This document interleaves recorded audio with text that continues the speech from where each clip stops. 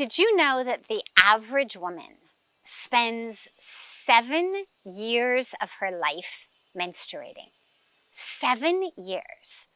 Now imagine that you are going to go away somewhere for a 2-week holiday, or you're going to go away somewhere for a month, or you're going to go away to university or to graduate school for 3 years, 4 years.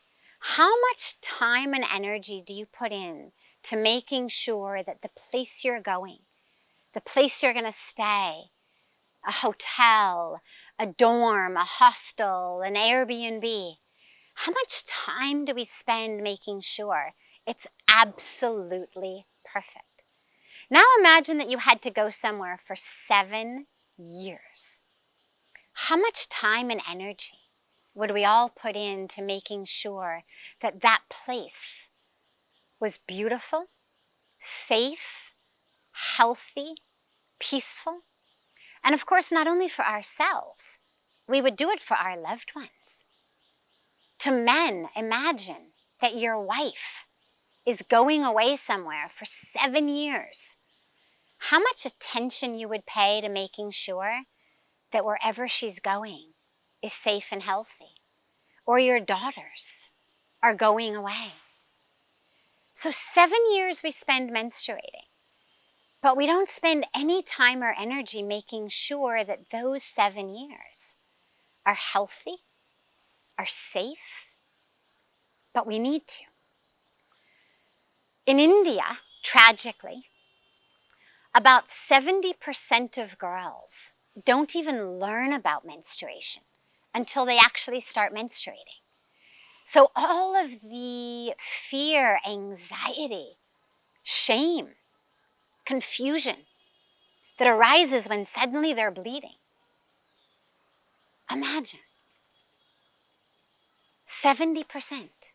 They don't even know what it is until they've got blood trickling down their leg.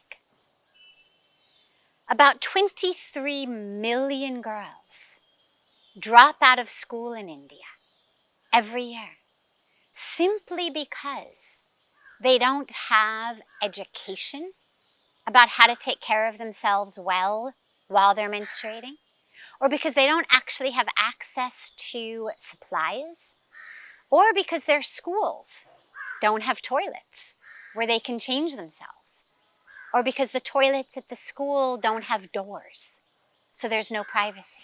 23 million girls a year we are losing just in India, simply due to lack of education about menstrual hygiene. It's not rocket science.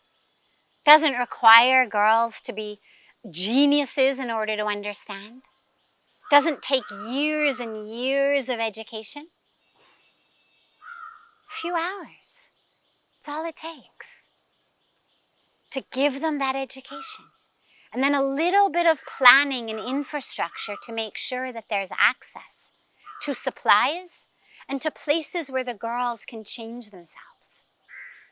All of this attention, money, energy we're putting into educating our girls, empowering them, uplifting them.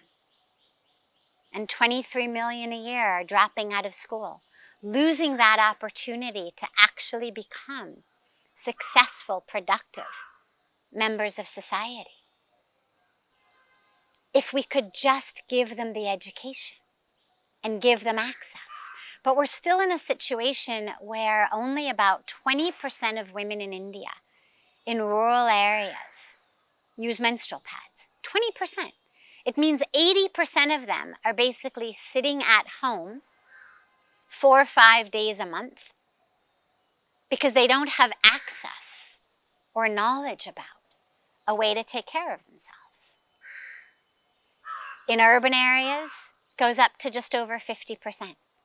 But almost half of the girls and women, even in urban areas, do not use menstrual pads, which means, again, that 4 or 5 days a month, we are losing the power of our girls in school, of women in the workplace. It's not rocket science. We need to bring this accessibility.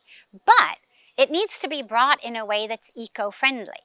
Because even though only such a small percentage of women and girls are actually using menstrual pads, nonetheless, 2,200 crores of menstrual pads, that's 22 billion menstrual pads a year, are discarded just in India. 22 billion pads.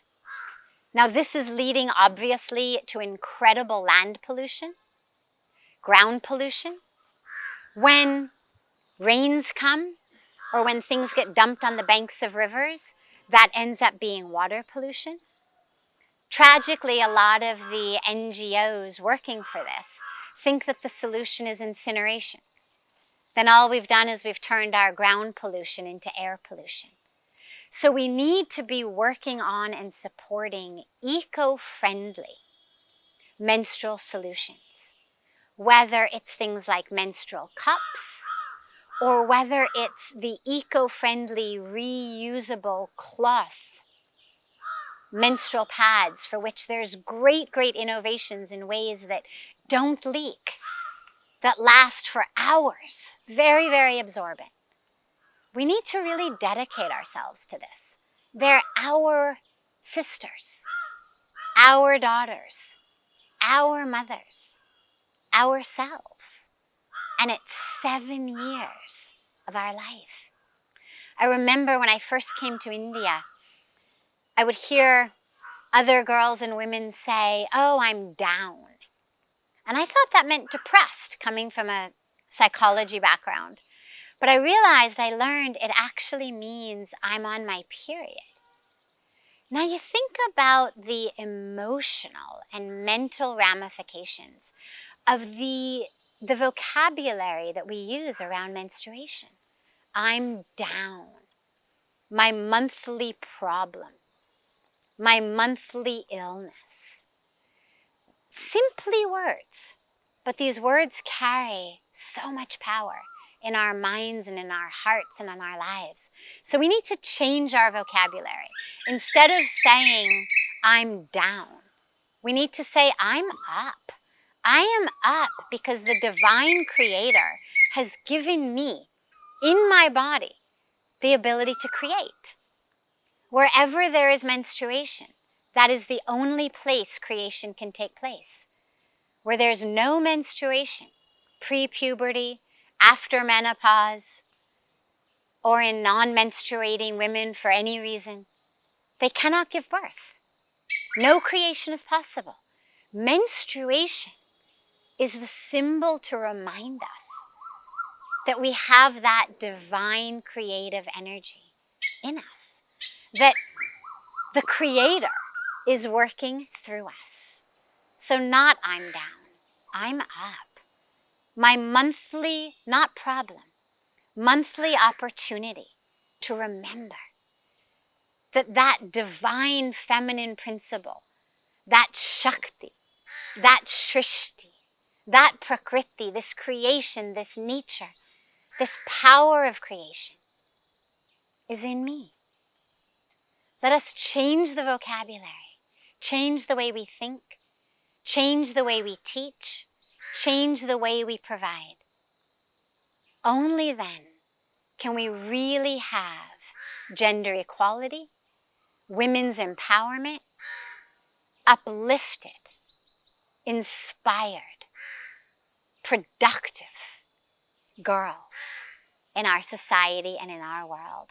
So let today, as Menstrual Hygiene Day, be the day that we commit to making this change.